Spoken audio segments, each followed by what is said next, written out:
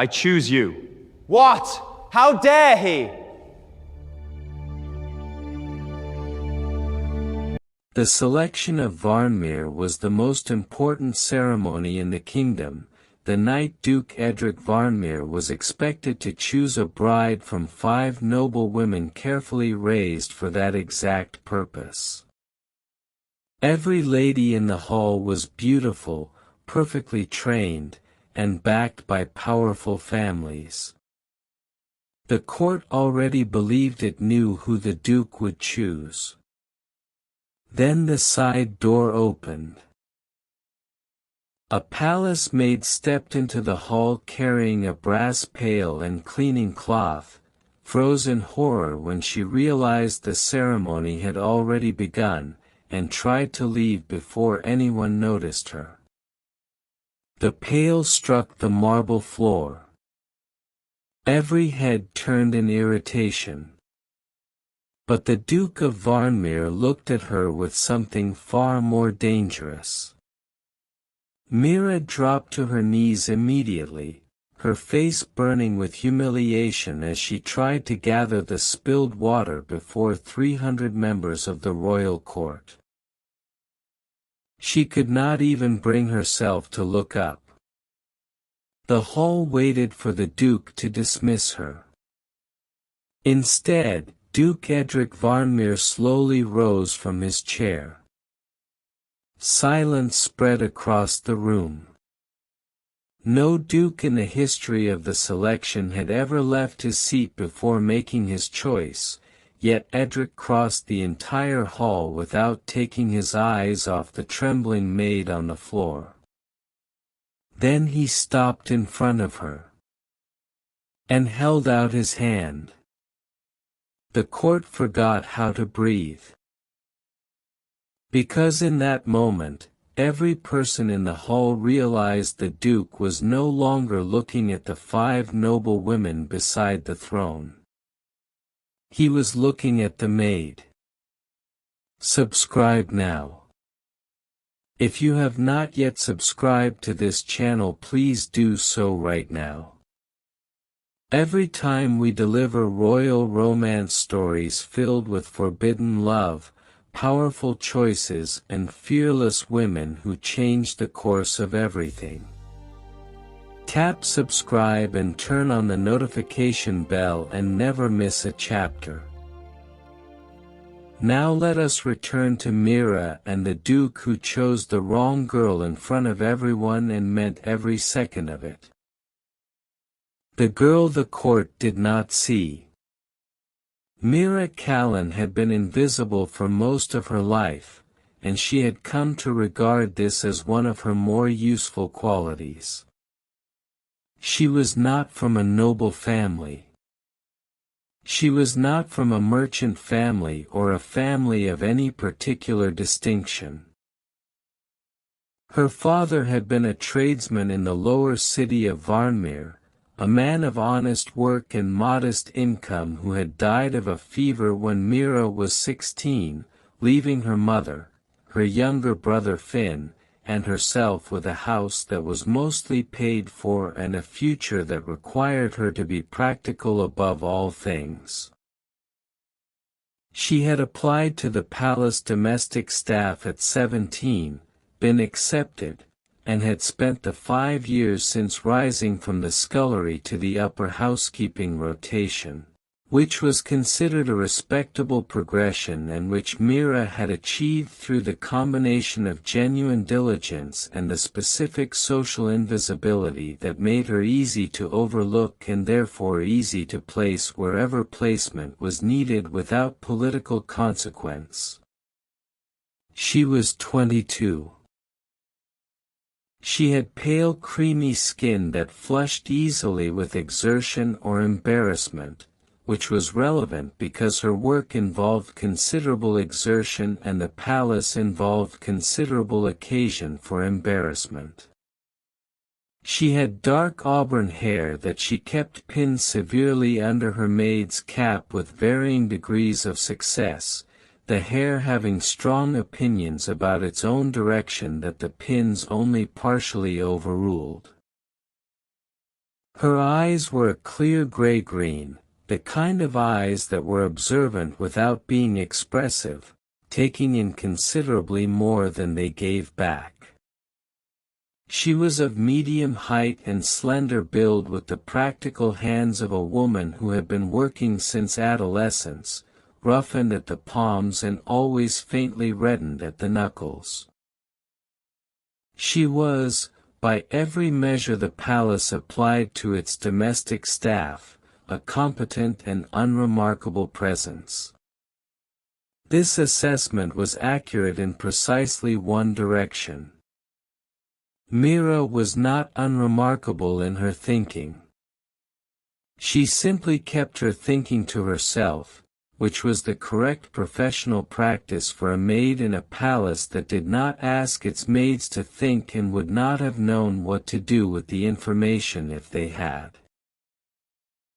She read whenever she could manage it, borrowing volumes from the palace library on the days when the head librarian was in a generous mood, and she had a specific gift for observation that had more to do with understanding the nature of systems, why things worked the way they worked and what would happen if a variable changed, than with the social observation that most palace staff considered more immediately useful. She was also, though she would not have described it this way, completely without artifice. She did not know how to perform. She did not know how to position herself advantageously or read a room for opportunities or present a version of herself that was calculated rather than actual. The palace was full of people who had mastered these skills, and Mira had watched them for 5 years with the quiet fascination of someone observing a practice she could understand abstractly but could not replicate. It was the absence of artifice that had, in the end, produced the incident. The morning of the selection had begun as a normal working morning. Myra's assignment was the east wing of the upper floor, which included the formal corridor adjacent to the selection hall and the 3 preparation rooms used by the presenting families. She had been told, explicitly, by the head housekeeper Mrs. Aldine, that the selection hall itself was under the ceremony staff's jurisdiction from 8 in the morning and was not to be entered under any circumstance. Mira had been told this at 7:15. At 11:40, completing her corridor work ahead of schedule because she had started early and worked quickly, she had consulted the household schedule posted in the service corridor and noted that the hall was listed as available from noon. She had consulted this schedule because one of the preparation rooms adjoining the hall required cleaning and the most efficient routing to it passed through the hall's side entrance. She had done the arithmetic, concluded she had 20 minutes before the noon transition, and taken the efficient route. The arithmetic had been correct. What had not been accounted for was that the ceremony had run 40 minutes longer than scheduled due to a procedural matter with the 3rd presentation, which Mira had no way of knowing because the household schedule was updated daily by the ceremony staff and the update posting had not been made. She had entered through the side door with her cloth and pail at 11:40. The ceremony was mid-progress. The 3 seconds between the door opening and Myra's complete comprehension of what she had walked into were, she would later reflect, the longest 3 seconds of her life. The hall was the largest ceremonial space in Varnmere Palace, a chamber of white marble and gold fixtures with a vaulted ceiling painted in the blue and silver of the Varnmere crest and a floor that Mira had cleaned on rotation and knew in precise detail. It seated 300 and on this morning held precisely that number, the full assembled court in formal dress, the 5 presenting families positioned in the order of precedence along the right side, and at the center dais the Duke of Varnmere himself. Mira had seen the Duke from a distance on multiple occasions. She had never been in the same room as him at close proximity. She had formed impressions, as servants did of their employer's employer, from second-hand information and distant observation. She knew he was 30 years old, that he had inherited the dukedom at 24 after his father's death, that he was considered formidably intelligent and considerably less interested in the social obligations of his title than the court considered appropriate. She knew he had a reputation for directness that some members of the court found refreshing and others found unsettling. She had not known, because it was not the kind of information that circulated through the housekeeping rotation, that he had a specific quality of attention, a way of looking at things that was not the performed attention of social obligation but the genuine attention of a mind that was actually interested, that made a person feel, when it was directed at them, as though they had been fully seen for the first time. She discovered this quality in the moment he turned. Every head in the hall had turned when the pail made its sound. Most of them had assessed, categorized, and dismissed her within the first second. A maid. A mistake. A brief social disruption to be absorbed and moved past. The Duke had not dismissed her. He had looked at her with the full quality of his attention and remained looking, and Mira, kneeling on the floor with her hand on a brass pail and her cap askew and 300 members of the court behind her, had understood something she could not have named with complete precision but which registered with entire clarity. He was not looking at her as furniture. She had looked at the floor. She had wished, with the intensity available only to those in genuine extremis, to be somewhere else. She had calculated, without much hope, that if she remained very still the next few seconds might resolve themselves without further catastrophe. Then the sound of footsteps on marble. Crossing the hall. Toward her. The shadow that fell across the floor at her knees belonged to a man who was tall and broad in the shoulders and was, when she forced herself to look up, everything that second-hand information had failed to convey and then some. Duke Edric Varnmere was 30 years old with the kind of face that had been built rather than arranged, strong jaw, prominent nose with a slight asymmetry that made it real rather than sculptural, pale clear skin with the particular quality of someone who spent time outdoors regardless of whether outdoors was appropriate to his station. His hair was dark brown, almost black, kept shorter at the sides with more length on top, worn without artifice. His eyes were a pale winter blue that was cooler in color than most blue eyes, almost gray at the edges, and they were looking at Mira with the quality she had just discovered and was not equipped to process. He wore the full formal court dress of the selection ceremony, a deep midnight blue coat with silver Varnmere cresting across the shoulders and at the cuffs, silver buttons, and the formal sash of the Varnmere line across his chest. He was, objectively, the most formally and impressively dressed person in the room. He looked at her as though the room did not exist. He said, quietly, that she could leave the pail. Mira looked at him. He extended his hand. The hall was entirely silent.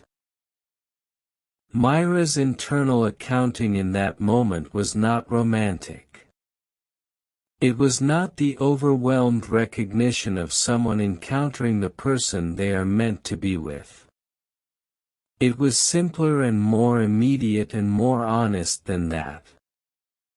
It was the accounting of a woman who understood situations clearly and had just encountered a situation that she understood was real, was happening, was not a misapprehension of any kind, and that would have consequences either way. She could refuse the hand. She could stand under her own power, which she was entirely capable of doing, and back out of the hall with the pail, and spend the rest of her working life at Varmir Palace or any other position she could obtain managing the fact of having been the girl who refused the Duke's hand at the selection. Or she could take the hand. Mira placed her hand in his. Edric Varmir drew her upright with a steadiness that was not theatrical, just a hand and emotion and the absence of any performance around it, and turned to face the court with the same expression he had worn throughout the ceremony, composed and deliberate and entirely without apology. He said, to the court and to the presenting families and to every titled and costumed and carefully positioned person in that room, that the selection was concluded. The eruption that followed was immediate and considerable. Mira stood beside the Duke of Varmir with her cleaning cloth still in her left hand and her pail on the floor behind her and the court of Varmir coming apart at its social seams around her, and she held her spine straight and her chin level and looked at the middle distance with the expression of a woman who has decided that composure is the only instrument available to her and is going to use it without reservation. It was, Edric Varmir noted with the private part of his attention that was not occupied with managing the room, extraordinary. The weight of what he had done. The court of Varmir did not recover quickly. This was not unexpected. Edric had known what he was doing when he crossed the hall floor and had done it with complete understanding of the architecture of its consequences. He had not done it impulsively. He was not a man given to impulse.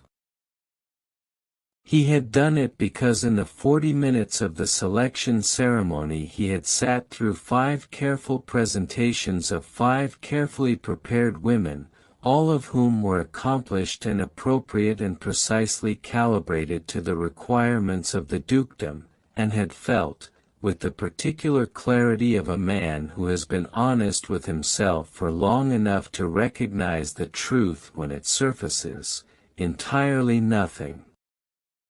And then the side door had opened. And the girl on the floor had looked up with gray-green eyes that had no performance in them whatsoever, and the quality of her composure in an objectively mortifying situation had been so genuinely itself, so completely unmanaged and unmanipulated, that something in him had made a decision before his reasoning had caught up. He understood the decision was going to cost a great deal. He was prepared to pay it. What he had not entirely accounted for was the cost to her. Mira was removed from the selection hall by the head housekeeper within 15 minutes of the ceremony's conclusion, which was the correct protective measure and one Edric had anticipated and approved through a brief word with the steward as the room was still in motion. She was taken to the upper housekeeper's suite, which was a more private space than the staff quarters, and given an hour to herself before anyone with questions or requirements approached her. Edric spent that hour managing the most pressing consequences of the morning. Lady Corsa Vale, the eldest daughter of the Earl of Vale and the court's almost unanimous choice for the selection, had left the hall with her family in a silence that carried more weight than any display would have done. The Earl of Vale had not spoken to Edric directly, which was its own statement. The court's older families had gathered in the side rooms with the specific quality of an institution rearranging its assumptions. The Crown's representative, Lord Penton, a careful man with considerable diplomatic experience, had found Edric at the edge of the thinning hall and said, with the measured tone of someone choosing words with precision, that the Crown had noted the conclusion of the selection and would be communicating its response through the usual channels. Edric had said that he welcomed the communication. Lord Penton had said that the Crown's primary concern was the stability of the Varnmere succession and that the Duke would understand that an alliance with a house of appropriate standing was considered foundational to that stability. Edric had said that he understood the Crown's position and that he would be submitting a formal response within 48 hours. Lord Penton had said that 48 hours was acceptable. None of this surprised Edric. He had been Duke of Varnmere for 6 years and had spent those 6 years navigating the Crown's requirements and the court's expectations with the patient precision of a man who understood how institutions worked and what they required to function. He respected the institutions. He also understood that institutions were built from choices made by individuals and that the choices made by individuals at significant moments were what shaped what the institutions became. He was making a choice. The question that occupied the second part of his morning was not whether the choice was right. He had answered that to his own satisfaction in the moment he had crossed the hall floor and confirmed it in every subsequent moment. The question was how to make it correctly, how to protect Mira from the full force of what her accidental presence had set in motion without removing her agency in the decision or presuming a response from her that she had not yet given. He had not spoken to her beyond 4 words. She had taken his hand. That was not a declaration. That was a woman in an impossible situation choosing the only available action. He did not intend to treat it as more than it was. He requested a meeting with her at 2 in the afternoon.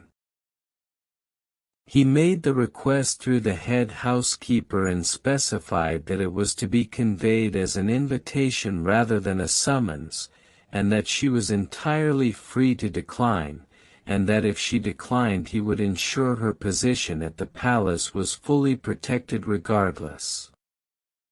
She did not decline.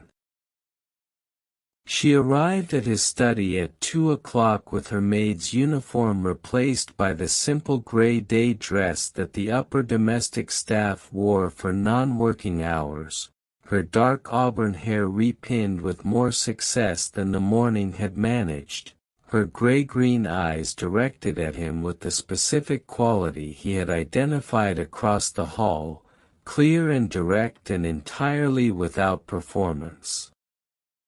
She had, he noted, left the cap behind. Edric rose when she entered, which protocol did not require and which he performed because he considered it correct. He said that he wanted to apologize. Myra's expression shifted slightly. Not to surprise exactly. To reassessment. He said that what he had done in the selection hall had placed her in a position of public exposure that she had not chosen and had not prepared for, and that regardless of his own intentions, the consequences of that exposure were hers to carry, and he was aware of the asymmetry. Mira said that she appreciated the acknowledgement. He said that he also wanted to be direct with her, because he had concluded that she was a person to whom directness was preferable to managed communication, and that what he had done in the selection hall had not been impulsive or uninformed. He said that he had made a deliberate choice and that he was not retracting it, but that the choice was meaningless without her genuine response to it, not the response of a woman managing a room or protecting a position, but her actual response. The study was quiet. Mira looked at him for a long moment. Then she said that his directness was noted and matched, and that her actual response was that she did not understand what he had seen when he looked at her across the hall, because she had been on her knees on the floor with a cleaning pail and a cap that had given up entirely, and that she was not being modest. She genuinely did not understand the logic of the choice. Edric said that the logic was not complicated. He said that in 40 minutes of observing 5 women who were perfectly prepared for the room they were in, he had seen nothing that was not prepared. That every gesture and expression and response had been arranged for the occasion. And that when she had entered through the side door and looked up from the floor, there had been nothing arranged about her whatsoever. He said that he had not seen anything unprepared in that room in 6 years. A pause.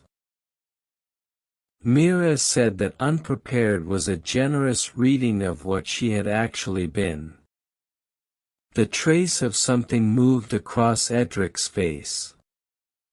Not quite a smile. The precursor to one. He said that it was the accurate reading. She said that she did not know how to function in the world he was proposing. He said that he did not expect her to know. He said that he was not asking for a decision today or this week or within any time frame she had not set herself.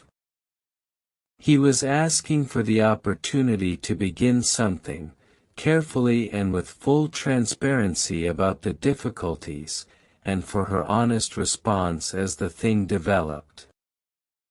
Mira said that the court would not be patient with careful and slow. Edric said that the court's patience was his problem to manage. She said that the consequences were not evenly distributed. He said that he was aware of that and that it was the asymmetry he was most committed to addressing. Mira looked at the study, the shelves of documents and the large desk and the formal Varnmere crest above the fireplace and the window overlooking the east courtyard where the afternoon light was the clear pale gold of late autumn.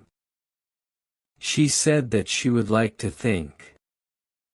Edric said that she could have all the time she required. She said that she would also like, if it was possible, to continue her work in the palace during that time. Not because she was unwilling to engage with what he had proposed, but because the work grounded her and the suspension of it would make the thinking harder.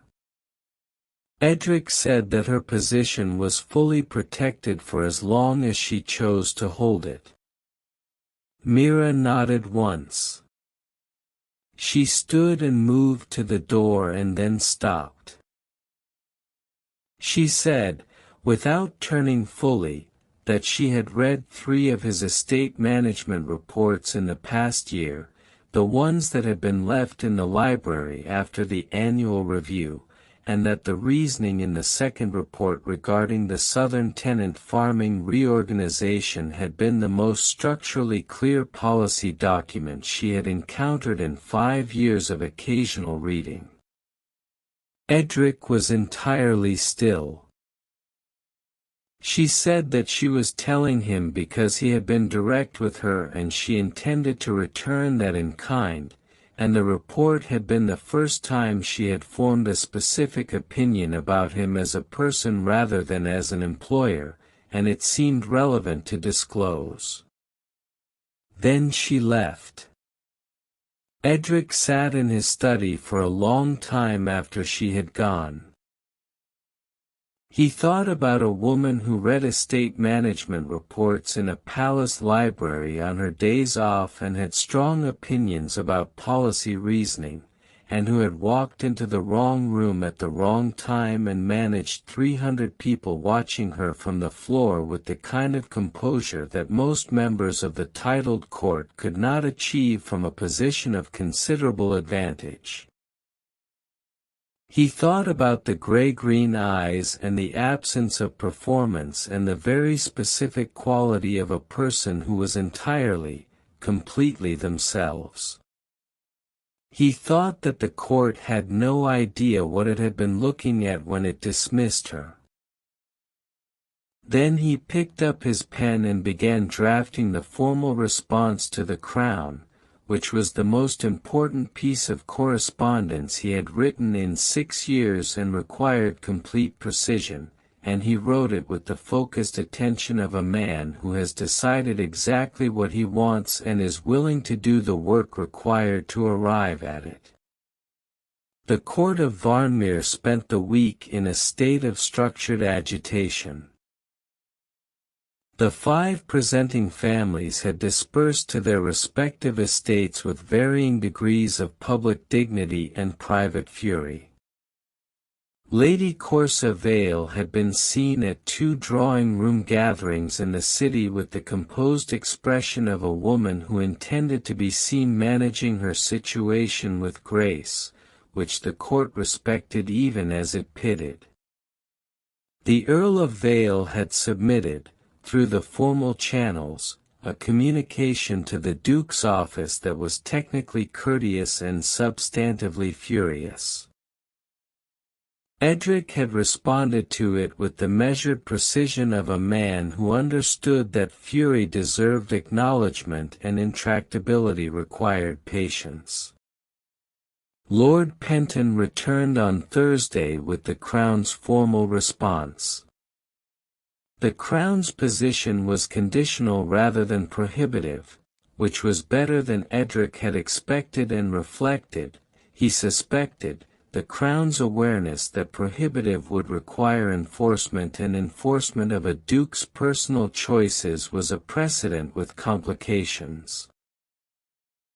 The condition was this: if the Duke of Varnmere intended to pursue a personal understanding with a woman of non-noble origin, the woman in question must be formally assessed by the Crown's Social Integration Committee, her background verified, her character evaluated, and a formal elevation of status documented before any public declaration of intention could be made.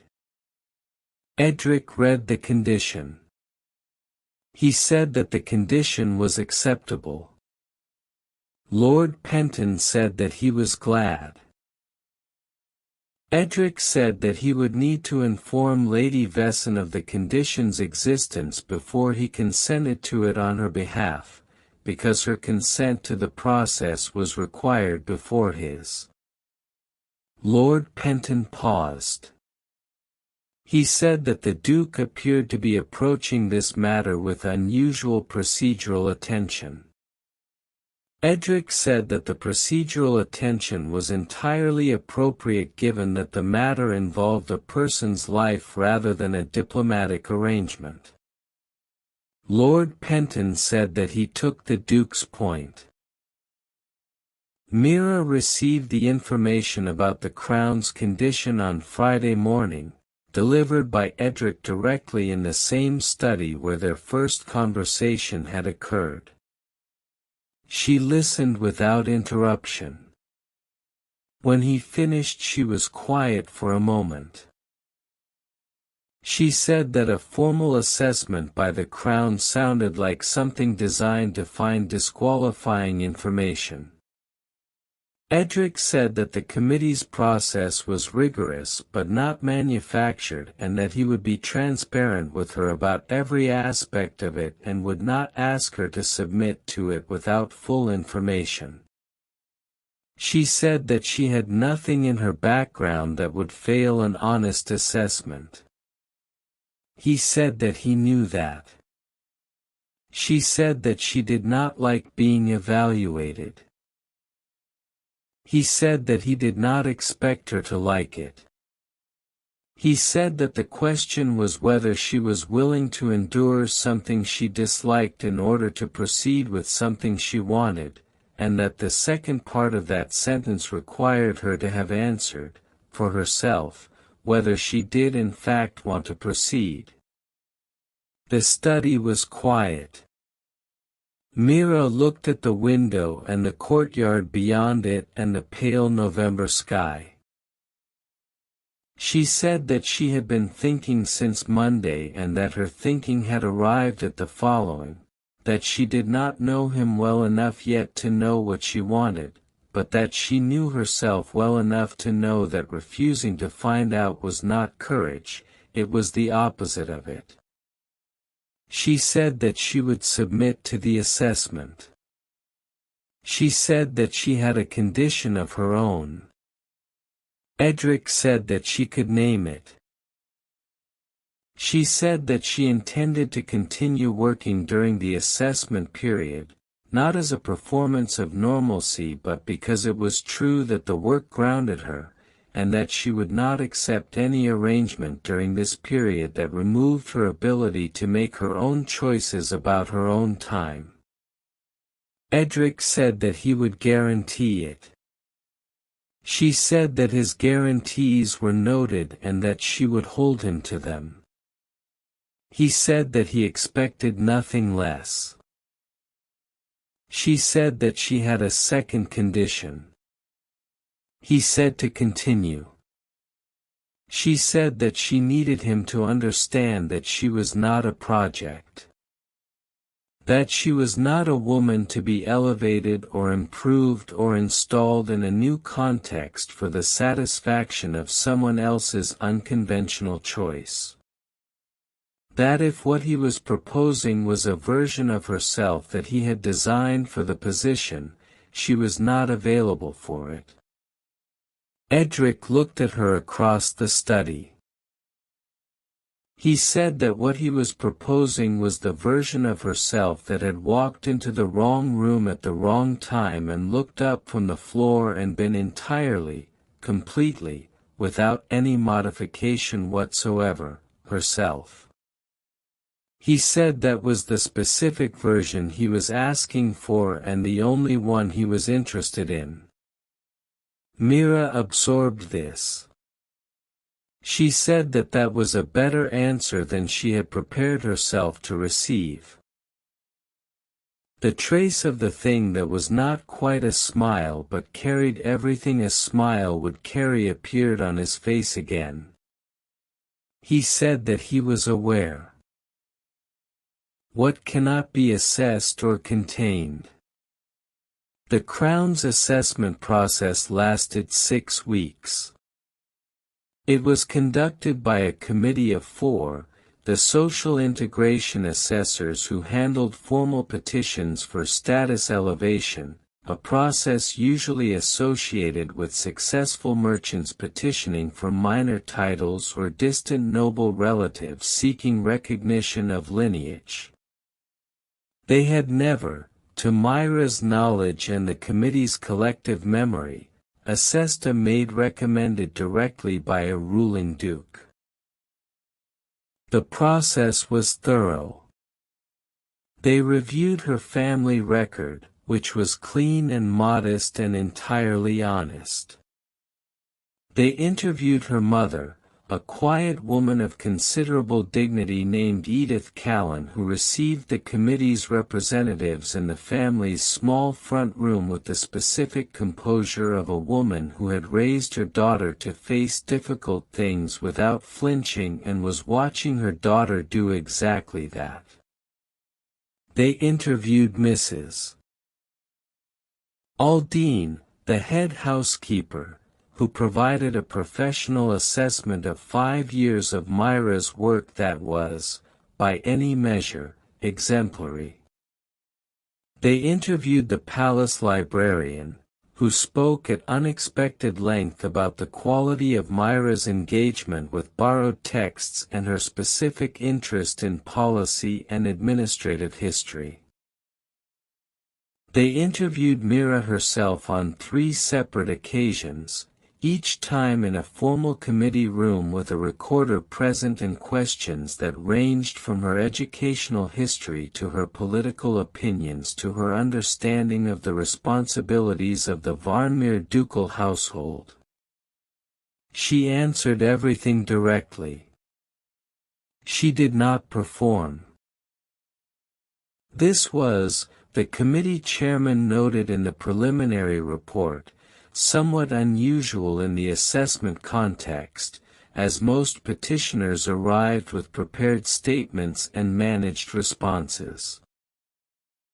Lady Vesson, as the report referred to her, a courtesy title applied for the duration of the process, had answered each question as though she were having a direct conversation and had corrected 2 of the committee's factual assumptions without apparent awareness that correction was socially risky. The corrections had been accurate. The committee submitted its report at the end of 6 weeks. The language was careful and the conclusion was unambiguous. Myra Callan presented no disqualifying factors. Her character was assessed as exceptional. Her capacity for the responsibilities associated with the position was assessed as requiring education and support in specific formal areas, a finding that was standard for any elevation of this magnitude, and which carried the committee's recommendation that a structured preparation program be provided. The Crown approved the report. Edric received it on a Tuesday morning and read it in full before doing anything else. Then he sent a note to the upper housekeeper requesting Myra's presence at 2 o'clock. She arrived in the same simple gray day dress, her auburn hair in a neater arrangement than it had managed in the first weeks, the pins apparently having arrived at a working agreement with the hair's opinions. Her gray-green eyes were steady. Edric told her that the assessment was complete and the Crown had approved the report. Myra said that she was glad it was finished. He said that the committee had found her exceptional. She said that the committee had not seen her on a bad morning. The trace of the almost smile. He had learned, over 6 weeks of careful proximity, that she deployed this specific quality of dry precision in moments when she was affected by something and was managing the affect with humor, and that it was one of his favorite things about her. He said that he had a question. She said that she was listening. He said that the question was not about the formal process or the Crown's requirements or the court's position, which he had been managing for 6 weeks and would continue to manage, but a direct and personal question, and that she was free to answer it with the same directness she had brought to the committee. She said to ask it. He said that over the past 6 weeks, in the conversations they had managed within the constraints of the process and the occasional evenings in the library when the palace was quiet and neither of them had needed to perform anything for anyone, he had developed a specific and complete certainty about what he wanted. He said that he did not need more time and was not in any uncertainty.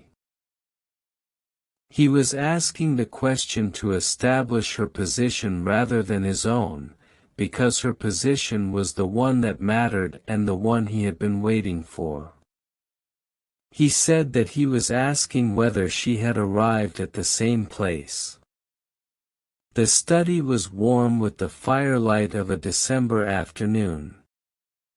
The window showed the Varnmere courtyard in the first light snow of the season, a thin pale dusting across the stone that made everything outside the glass look like a different and quieter world. Mira looked at the snow for a moment. She said that she had been thinking about the estate management reports. Edric waited. She said that she had gone back and read the first and third reports after their conversation in October, and that the first report's handling of the Northern Estate debt restructuring had been even more structurally considered than the second one, and that she had found herself wanting to discuss the reasoning with someone who understood it and had then understood that the someone she wanted to discuss it with was him. And that this had been the moment she knew. Edric said that the Northern Debt Report had been the one he was most uncertain about and that the third reader's perspective on it was something he would like to hear. Mira said that she had opinions. He said that he was aware of that. He said it with the full quality of what he meant, which was not an observation but an acknowledgement, not a fact but a specific expression of exactly what he valued and why. She looked at him. He crossed the study. He stopped in front of her and looked at her with the quality of attention that had no architecture around it, the quality she had first encountered across 60 feet of marble when she had been on her knees on the floor and had understood, even then, that it was something entirely different from anything she had been looked at with before. He raised his hand and placed it against her face with the careful deliberateness of a man who takes nothing for granted. Mira placed her own hand over his. She said, quietly, that she had not asked for any of this. He said that he knew that. She said that she was not certain she was built for the world it came with. He said that the world would adjust. She said that worlds did not typically adjust. He said that this one was going to, because he had been the Duke of Varnmere for 6 years and he had a reasonable understanding of what it took to change the shape of an institution, and he was prepared to apply all of it. She said that was either the most arrogant thing she had heard or the most reassuring. He said it was intended as the second one. She said that she supposed it landed that way. He said her name. Her actual name. The way it sounded without any prefix or title or functional designation, just the word that was her and nothing else. Mira. She had never heard her name sound like that before. Like it was worth saying carefully. She turned her face into his palm the way a person turns toward warmth when they have been in the cold for a long time and have forgotten what warmth felt like until it is suddenly and specifically present. The formal declaration was made to the court at the January assembly. Edric had prepared for it with the same precision he applied to consequential things. ensuring that the Crown's endorsement was formally visible, that the response to the presenting families had been conducted with appropriate acknowledgement of their position, and that the language of the declaration itself was unambiguous about both the sincerity and the permanence of his intention. The court received it with the specific quality of an institution encountering something that does not fit its existing categories and is being required to build a new one. There were those who never built it.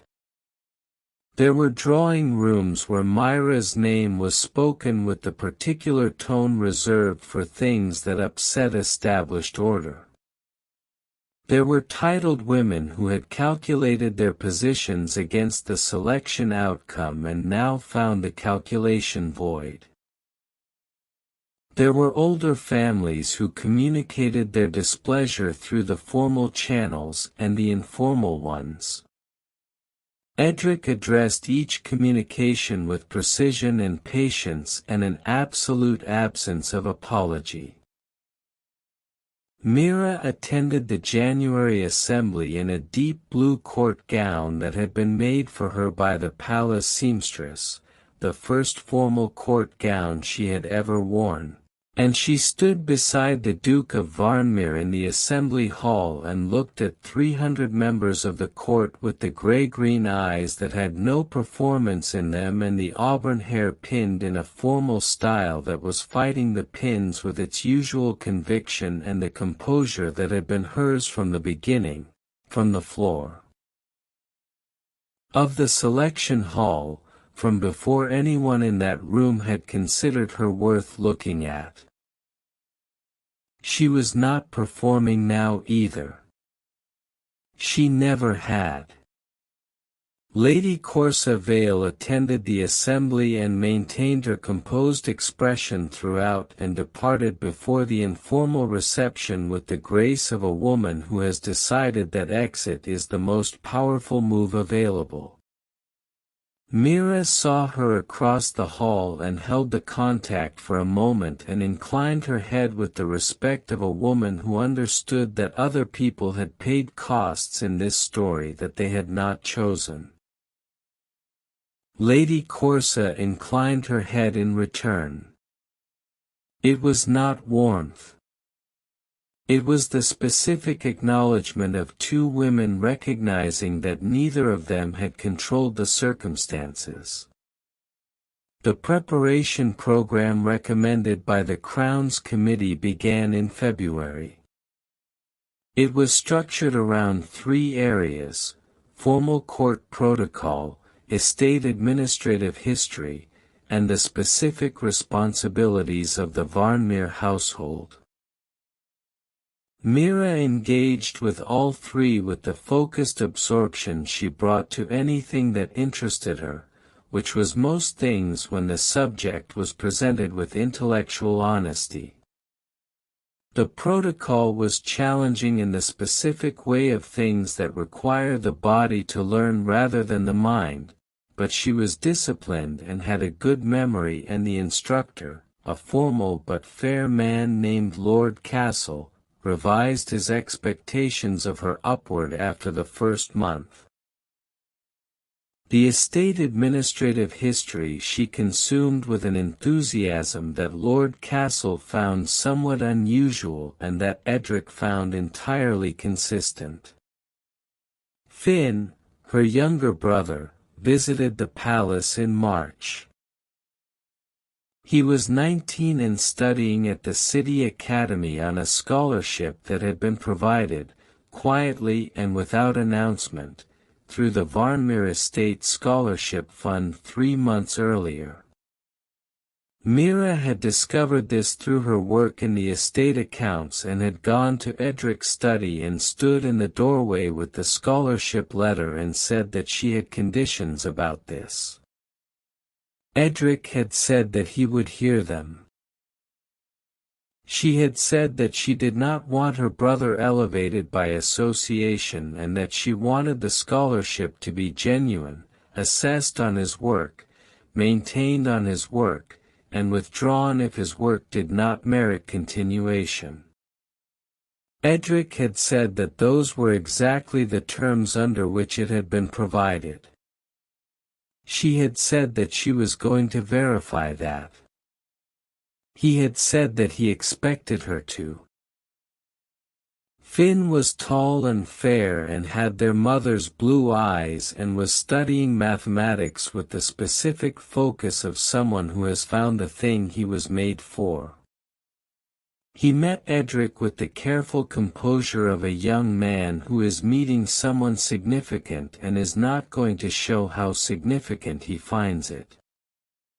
They spoke for 20 minutes about the academy and then for another 30 about a mathematical problem in the estate surveying records that Edric had been trying to resolve for 2 years. Finn solved it on a piece of paper at the study desk before he left. Edric looked at the solution. He looked at Mira. She said, with the dry precision that meant she was deeply pleased, that mathematical ability ran in the family. Spring arrived at Varnmere with the conviction of a season that has been preparing itself for some time.